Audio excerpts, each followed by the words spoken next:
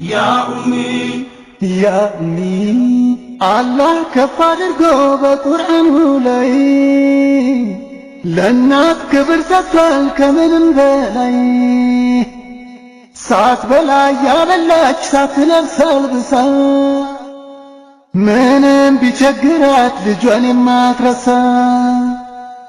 አቤት እናትነት ሚስጥሩ ረቂቅ ወረት የሌለበት ፍቅሩ የማያልቅ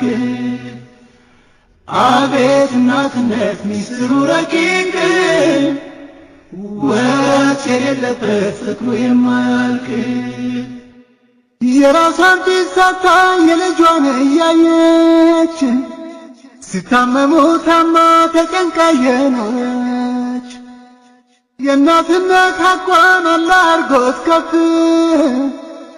ከእግሯ ስር አረገ